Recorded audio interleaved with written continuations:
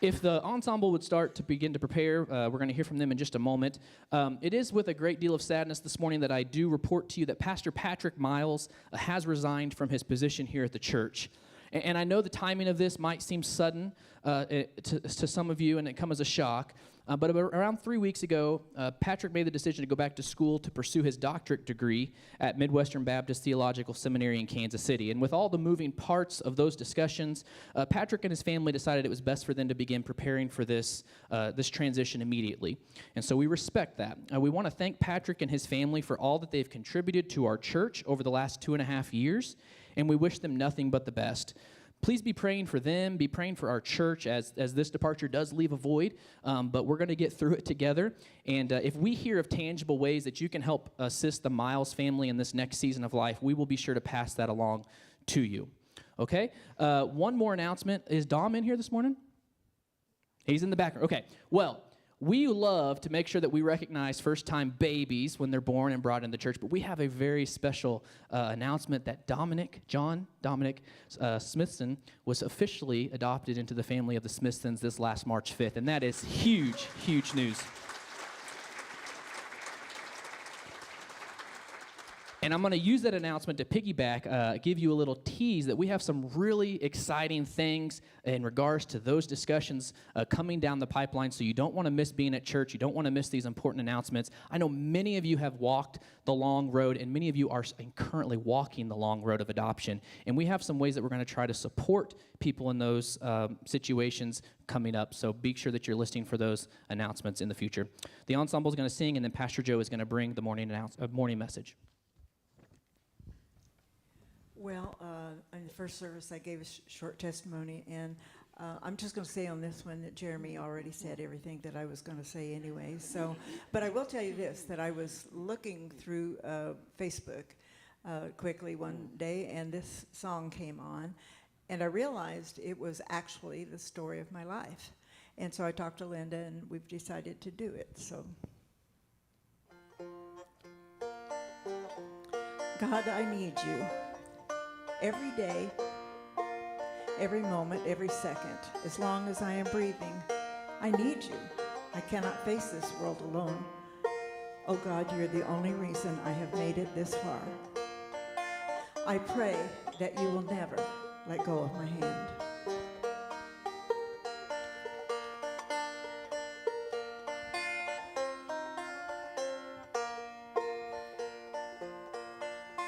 I thought number one would always be me. I thought I could be what I wanted to be. I thought I could build on life's sinking sand, but I can't even walk without you holding my hand. I can't even walk without you holding my hand. The mountains too high and the valleys too wide.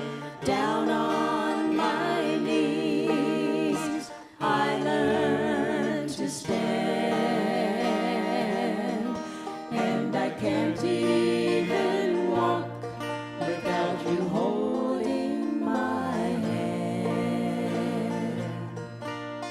I thought I could do a lot on my own. I thought I could make it all alone. I thought of myself as a mighty big man, but I can't even walk without you holding my hand. I can't even walk without you holding my hand. The mountains too high and the valleys too wide. Down on my knees I learned to stand.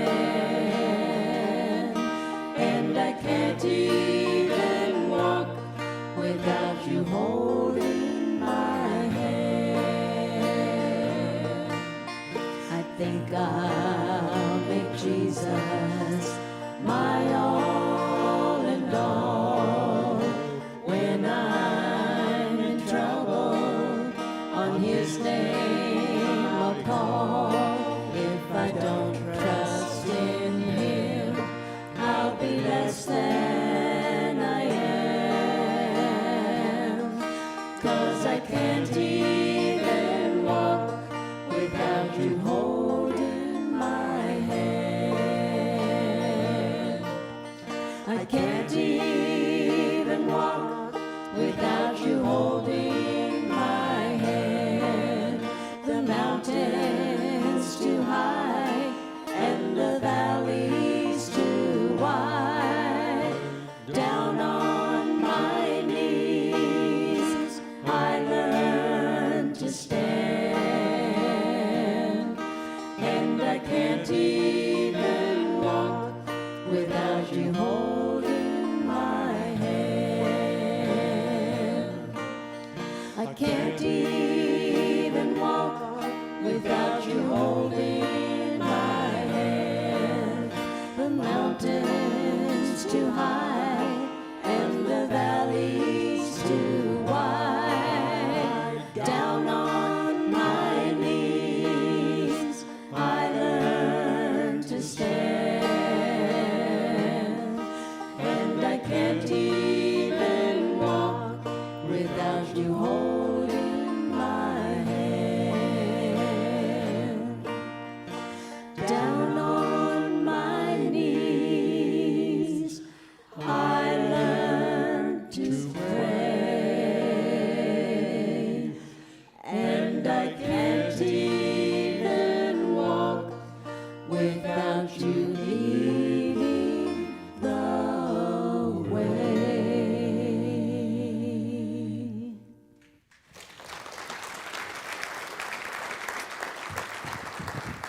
Thank you.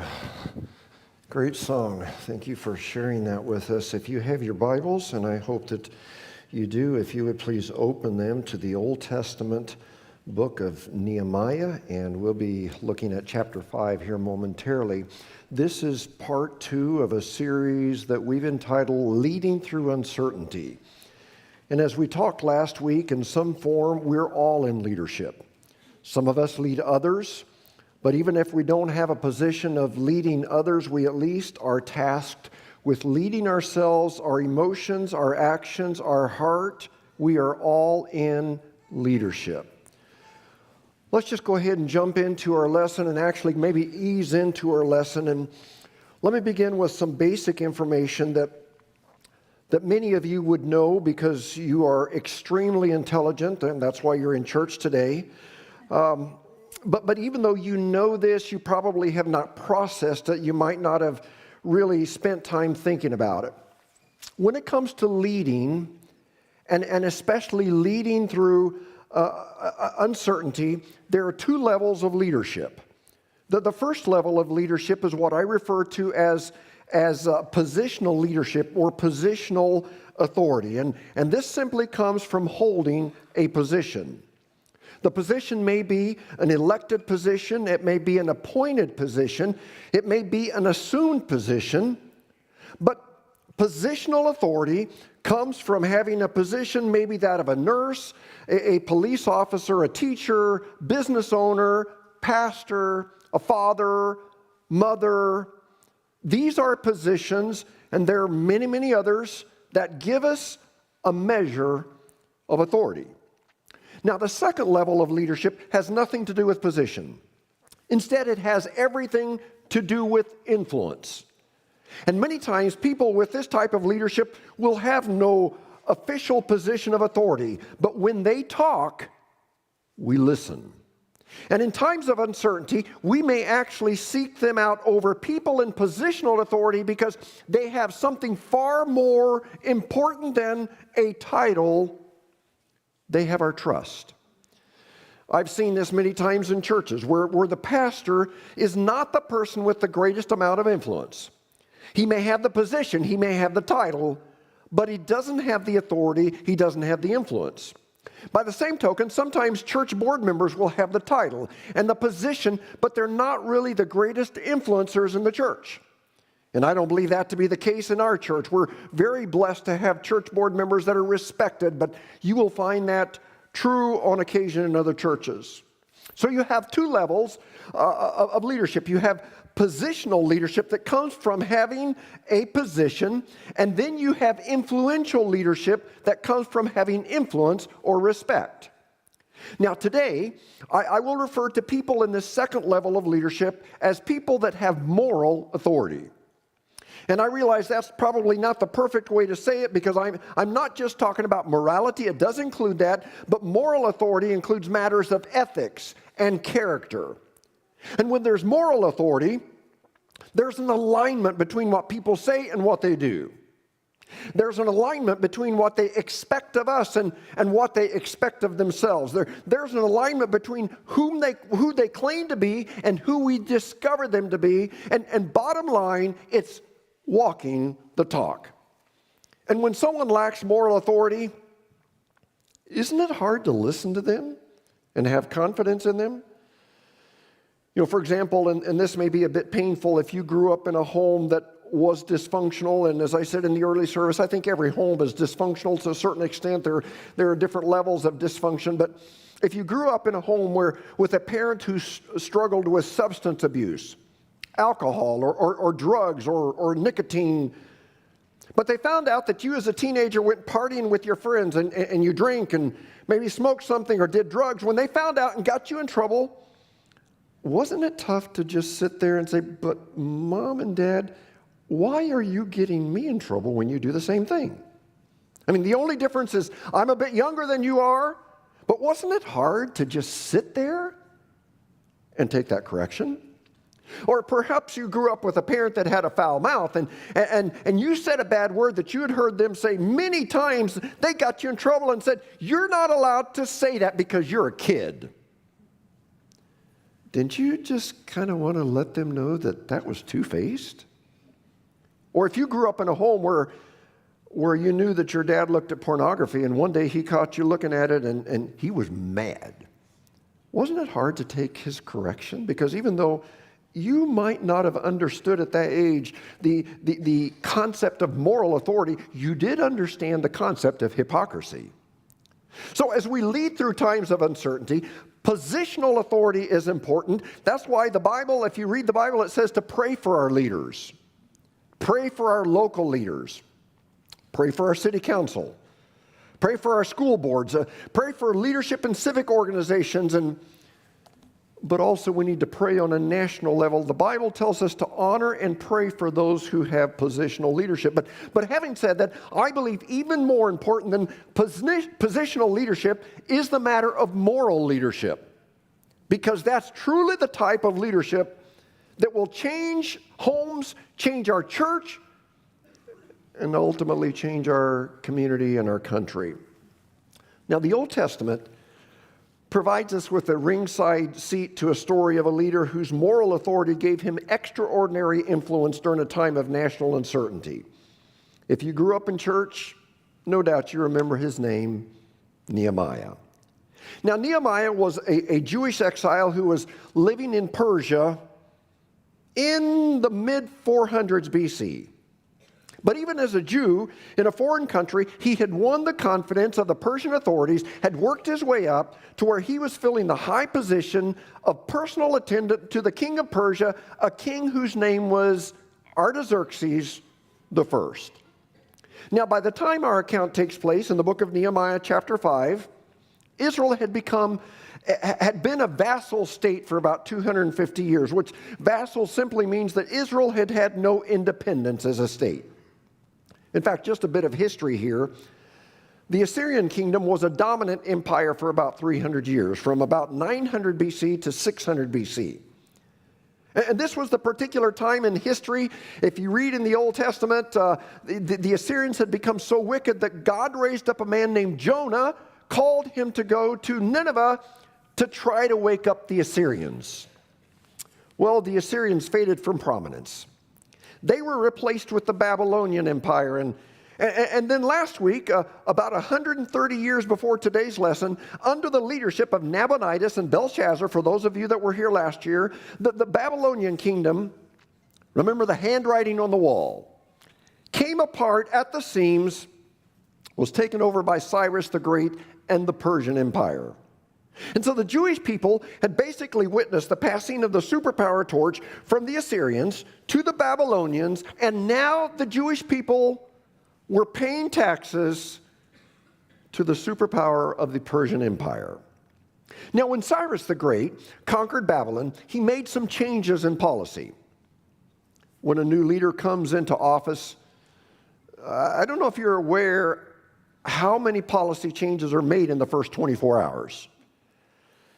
You know, for example, President Trump, love him, tolerate him, or hate him, in the first 24 hours of being in office, he issued 26 executive orders.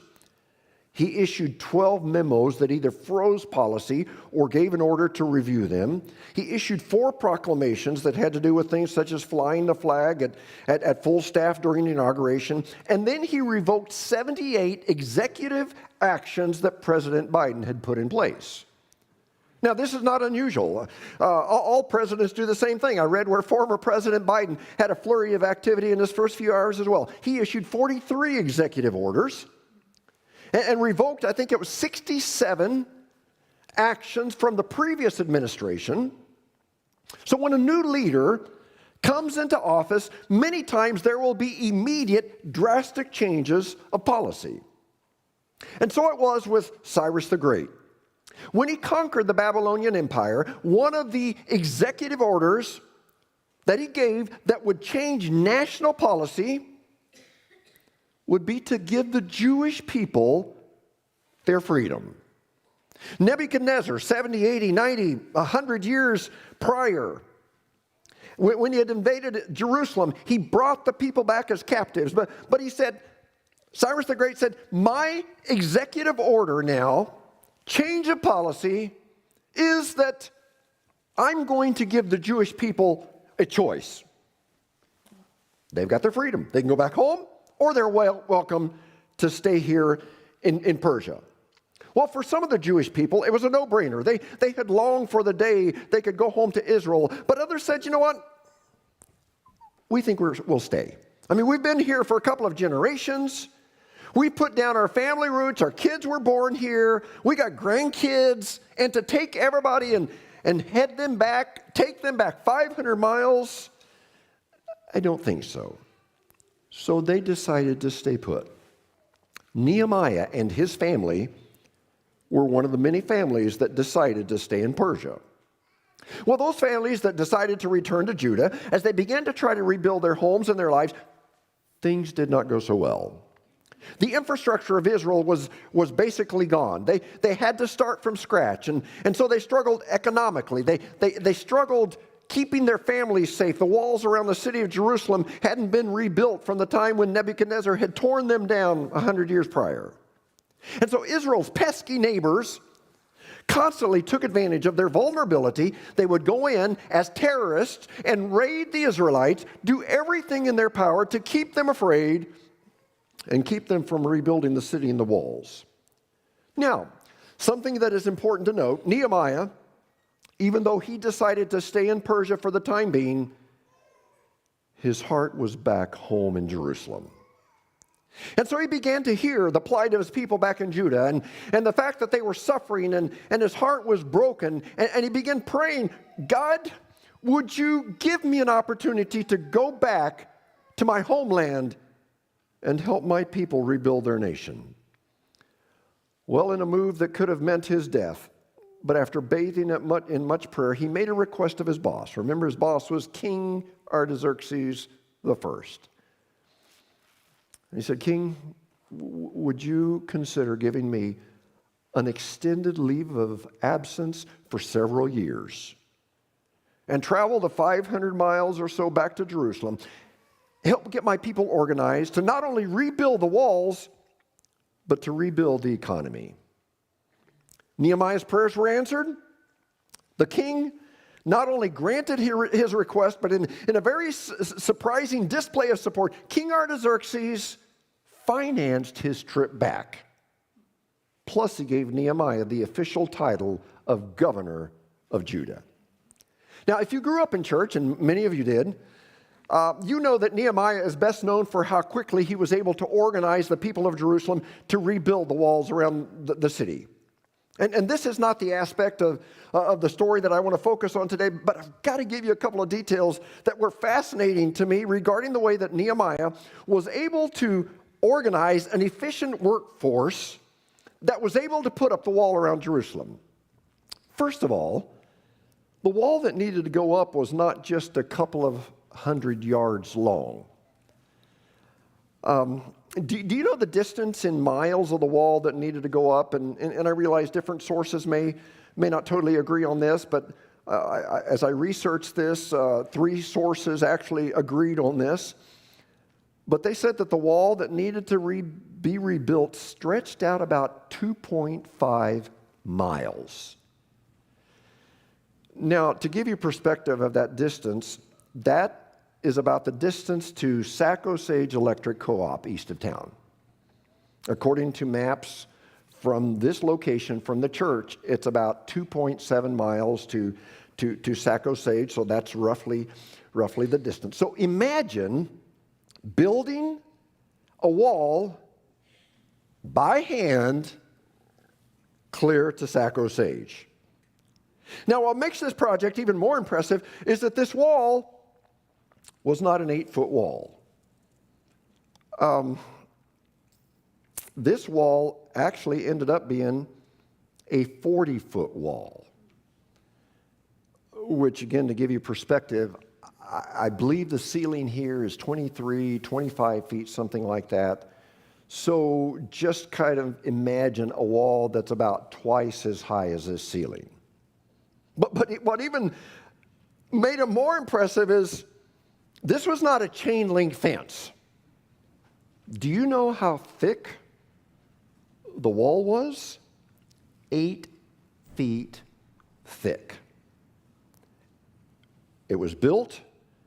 Now, those of you that have read the Bible, you remember this, but for those of you that maybe have never read this account, imagine building by hand a wall to Sac Osage, 40 feet high, 8 feet thick, with not very many people, no modern equipment.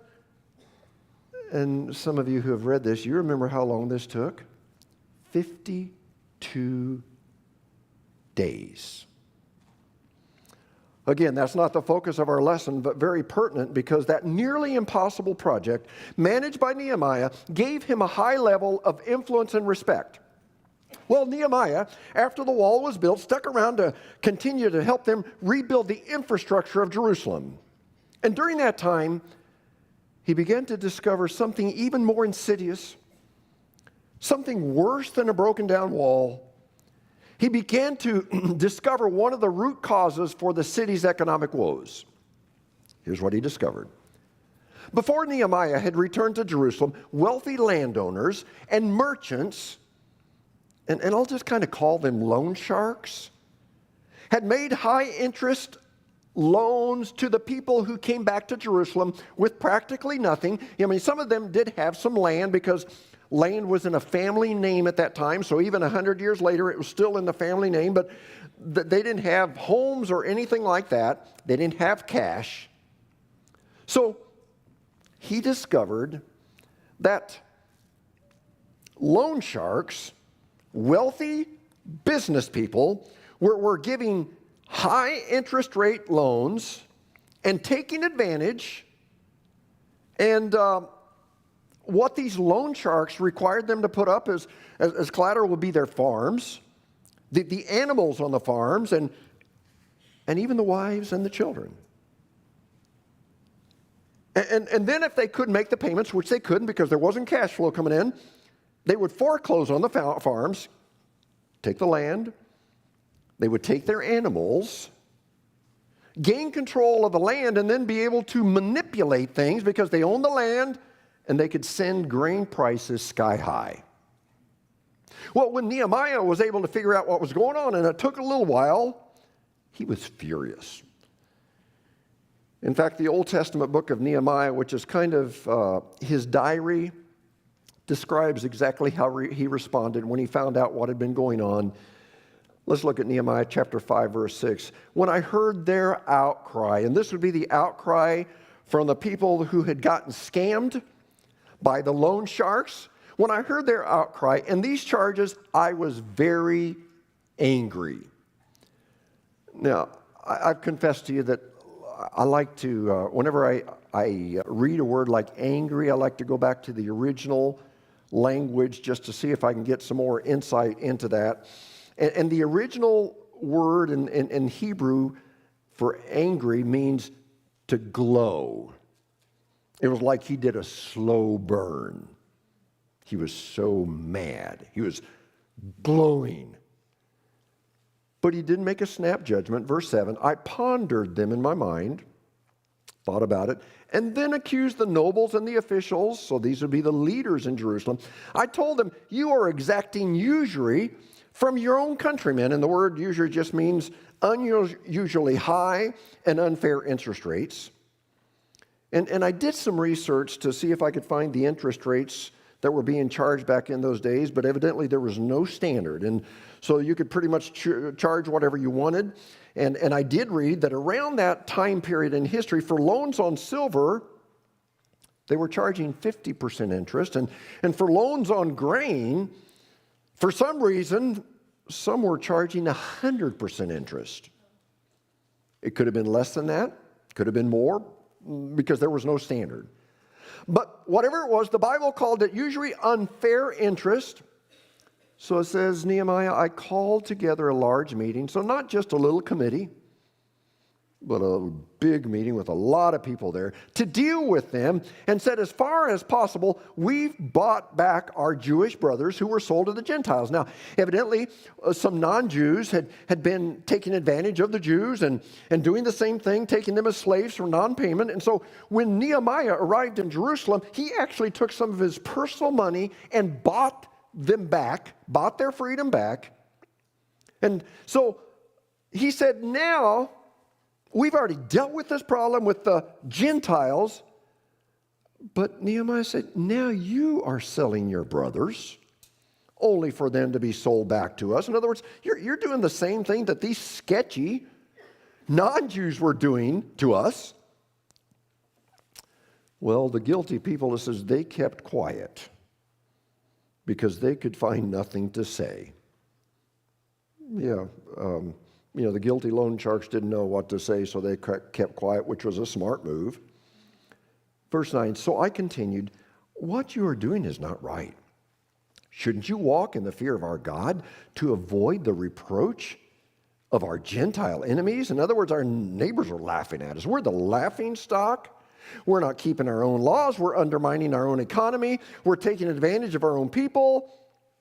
Nehemiah goes on and says, I and my brothers and my men are also lending the people money and grain. So according to the Torah, Jews were actually allowed and encouraged to loan money to other Jews, especially to the poor, but they were not allowed to charge exorbitant interest rates. They were not allowed to take their farms or houses or work animals as collateral. So Nehemiah says, that's okay. These people need to start. We need to loan money. My men and I, we're doing the same thing. But then I think Nehemiah pointed his finger in their faces. And he said, but let the exacting of usury stop. Give back to them immediately their fields, vineyards, olive groves, houses, and also you're charging them the 100th part of the money, grain, new wine, and oil. And so he said, you got to give it back. Enough is enough. And so what did they do? Well, here's what they did. They gave it back. They gave it back. They say, we will give it back, and we will not demand anything more from them. We will do as you say. But I don't know if you've ever heard this statement, talk is cheap. Anybody ever hear that before? Talk is cheap. And Nehemiah is no fool, and he does not trust these wealthy businessmen, loan sharks that had been taking advantage of the poor people. He knew that they didn't have the moral character to be fair to the people who were trying to rebuild their homes and their nation. He was not going to just take what they said as truth. So here's what happened. Then I summoned the priests and made the nobles and officials take an oath to do what they had promised. So basically, he called the leaders of the church, because the priests were there, and he called the leaders of the government. And unfortunately, some of the church leaders and the government leaders were guilty of this. And he said, I don't trust these guys as far as I can throw them. So I'm going to ask them in front of the church, in front of the government, to make a public oath. And then in verse 13, I also shook out the folds of my robe, which was symbolic, and said, in this way may God shake out of his house and possessions every man who does not keep this promise. So talk is cheap. You've made a commitment, but if you don't make a commitment, I'm telling you what, God is coming after you. So may such a man be shaken out and emptied. Now, if their response seems a little idealistic and you say, well, yeah, Joe, that's what I'd expect from a Bible story, of course. But Joe, in real life, that's not the way that this would shake out. You're right. Today, most people would have gotten mad, and we would have said, hey, Nehemiah, you stayed in Persia in comfort for quite a few years after we came, and yeah, you've been here several years now. We don't view you as a local. You're a Johnny-come-lately. Nehemiah, here's our advice to you. Get on your donkey and ride 500 miles back to Persia. We don't need you. But there's a reason that Nehemiah's words carried so much weight. And it wasn't because of his positional authority, even though Artaxerxes had named him as governor of Judah. The reason Nehemiah's words were heard with so much respect was because the way he had conducted himself for the 12 years he had been back in the city of Jerusalem. Listen to the reason his words carried so much weight, Nehemiah 5:14. Moreover, from the 20th year of King Artaxerxes, when I was appointed to be their governor in the land of Judah, until his 32nd year, and that he helps us with the math here, 12 years. Nehemiah is helping them understand the context. Neither I nor my brothers ate the food allotted to the governor. Now understand, as governor of Judah, Nehemiah had a legal right to collect taxes for his personal income. He was guaranteed a free allotment of food from the farmers in the surrounding regions. This was written into the law, rightfully written into the law. But get this, in his 12 years as governor, he never once exercised that entitlement. He chose to pay his own way, which was in stark contrast to the governors who had come before him, because in verse 15 it says, but the earlier governors, those preceding me, placed a heavy burden on the people and took 40 shekels of silver from them in addition to food and wine. Their assistants also lorded it over the people, so they had abused their authority. But I love this next statement. He says, but out of reverence for God, I did not act like that. Now, before you get upset at me and misunderstand what I'm trying to say, let me make it clear that it would not have been wrong for Nehemiah to take his salary. That's not the point. The scripture is not saying that Nehemiah had to volunteer his time. Not at all. A worker is worthy of pay, but Nehemiah was on a mission. And sometimes, tough times, call for sacrifice. And Nehemiah made a personal decision to forego what was legally and rightfully his. In verse 16, instead I devoted myself to the work on this wall. All my men, catch this, all my men were assembled there for the work. So Nehemiah didn't just sacrifice his pay, but he and his men did their share of the work. They weren't just bosses that stood around and gave orders. They worked. And then listen to this interesting detail that if there are any real estate agents in our midst might catch this. Said, we did not acquire any land. Why did the Bible give us that little detail. Well, first of all, it wouldn't have been wrong for them to buy land. That would have been fine. That was legal. But this again was a decision from Nehemiah for this particular time, because property ownership in those days was a sign of power. And Nehemiah was saying, I did not come to get rich.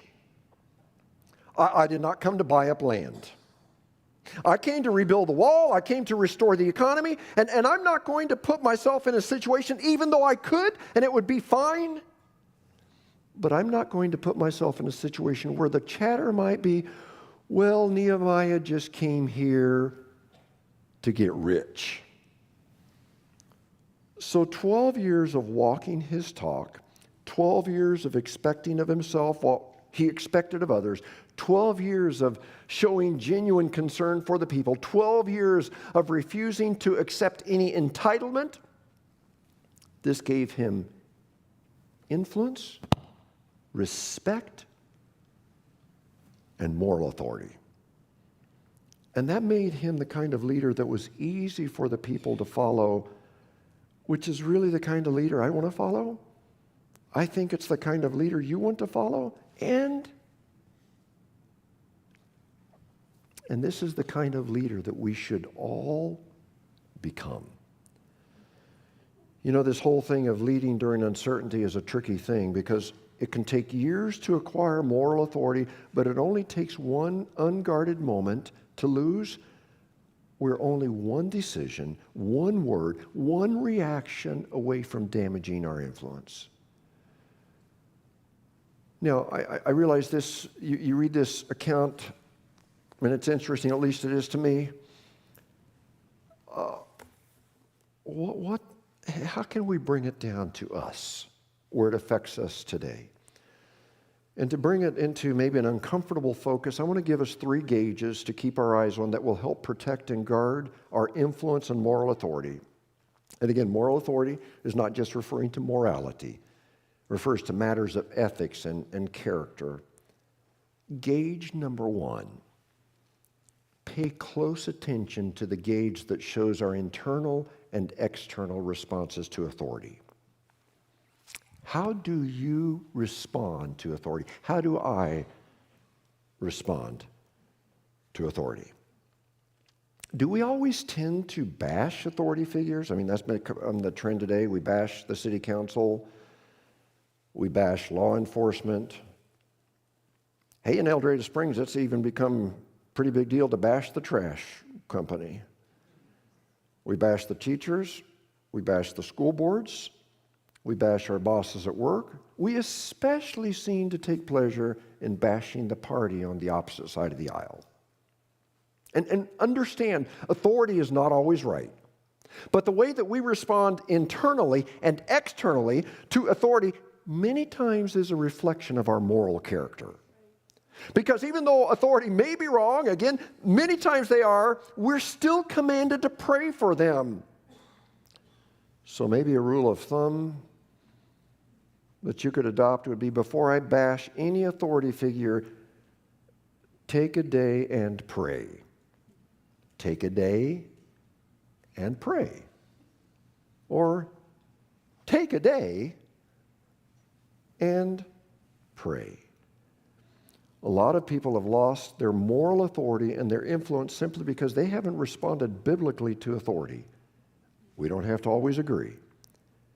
We don't have to sugarcoat things. But it's a moral flaw when we feel that we always have to bash authority figures. So how do we respond internally and externally to authority? You know, when it comes to our reactions to authority, I can watch you, you can watch me. I can listen to you, you can listen to me. And we can get a pretty clear picture of our moral character by looking at how we submit to authority. And something you might want to write down before I go to number 2, if we consider ourselves too important to be under, then we are probably too immature to be over. Let me write that down. Write that down. Let me give you a moment to write that down. If we consider ourselves too important to be under, then we're probably too immature to be over. Number 2, pay close attention to the gauge that shows our sense of entitlement. Listen to the excuses that we make to justify behavior that we would probably not justify or approve in other people. We justify it in ourselves, but we don't justify it in others. Saying to our kids, well, as an adult, I'm entitled to say this bad word. Or I can drink this, or I can smoke this, or I can look at this image. But you can't do that because you're too young. Or saying I can do this because of who I am, but you can't do this because of who you are. Those are statements that bring into question, they're serious warnings that maybe our moral character is faulty. And here's the thing about entitlement. You know this. Entitlement is a slippery slope, and maybe you feel you deserve it, and maybe you do deserve it. Nehemiah certainly deserved taking his salary and asking for his food portion. Nobody would have made a comment, a criticism, because it was allowed, it was fine. But here's the thing. If taking what we rightfully deserve might possibly undermine our influence and our moral authority, is it really worth it? Because the odds are, whatever it is, the day may come when we would be willing to return it to get back the influence and the respect we surrendered in order to get it. Number 3, pay attention to the gauge of those imaginary conversations. Do you ever have imaginary conversations? I do. Something happens, upsets me, and I think, man, I'm going through it in my mind. And I'm thinking, okay, man, I wish I would have told them this. Or if I get a chance, I'm going to let them know this. For days and days we replay the scenario over and over in our minds. That's a pretty important gauge that needs to be looked at. Because imaginary conversations that are rehearsed and replayed many times lead to real conversations and real actions. And it only takes one blow up for us to lose our moral authority, even if we apologize. Sometimes we say, yeah, I blew it, but I apologized. And you know what? Your apology didn't erase what happened. So watch for those imaginary conversations, and if you should happen to mess up, then fess up quickly. Don't make excuses. Don't say, well, I was just having a bad day, or I'm just under so much stress these days. And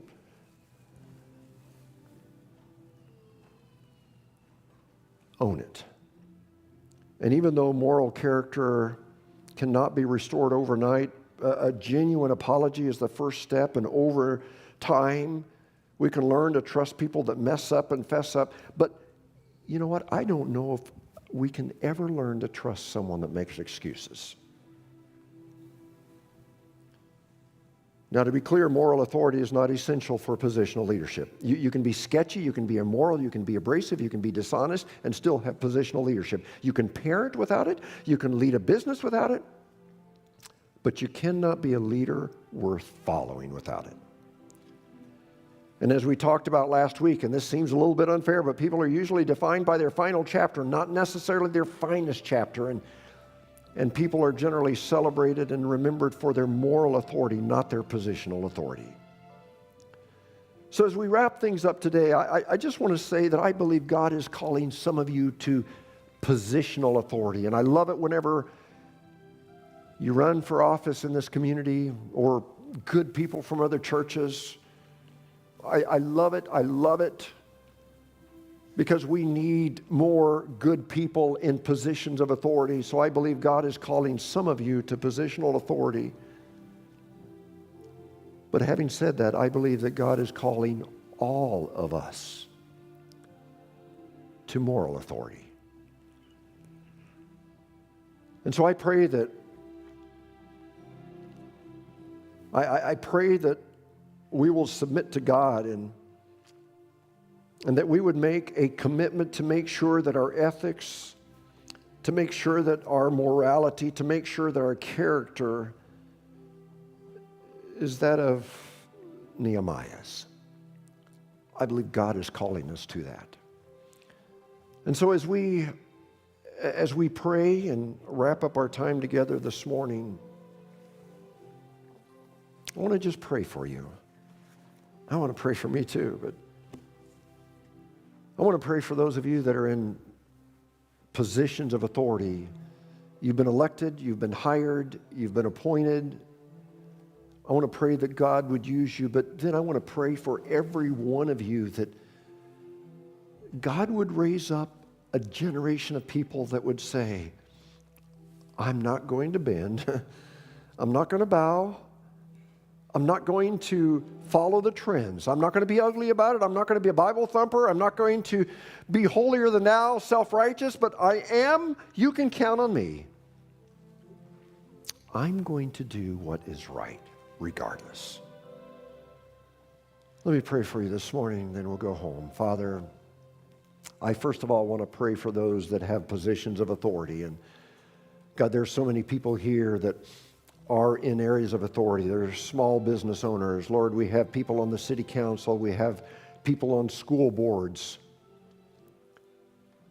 God, we have people that are civic organizations. And Lord, we have those that have positions of authority where people have had confidence in them and they've been elected to office. Some have been hired, appointed.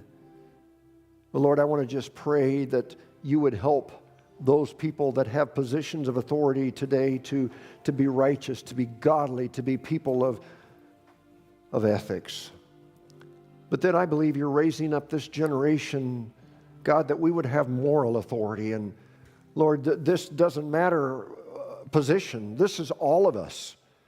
Lord, a stay-at-home mom or a retiree that's home and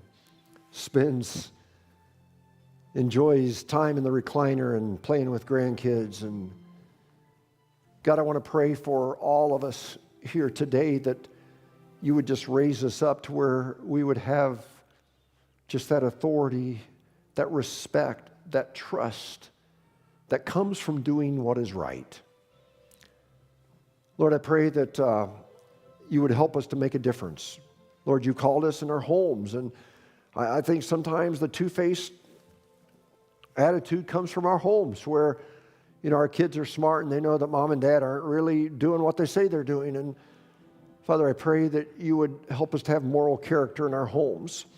Lord, I pray that you would help us to have moral character at the places of work. And God, even when things are being looked at, when things are being said, when things are being done, Lord, that we wouldn't be holier than thou, that we wouldn't be ugly about it, but Lord, that we would just be known as one that is not going to look at it, will not engage in those conversations. God, would you give moral authority at the workplace? God, I pray that you would give us moral authority here at this church, that we would have leaders that would make it such a priority to do what's right. Lord, I pray for those in leadership in this church, and yes, positions, but Lord, there are so many leaders that don't have positions, but when they talk, we listen. And I pray, God, that we would be like them. So God, again, thank you for your word. Thank you for this fascinating account that you included in the Bible. Lord, let us leave here today determining in our heart to have moral authority. I pray this in Jesus' name. Amen. Thank you for coming. You're dismissed.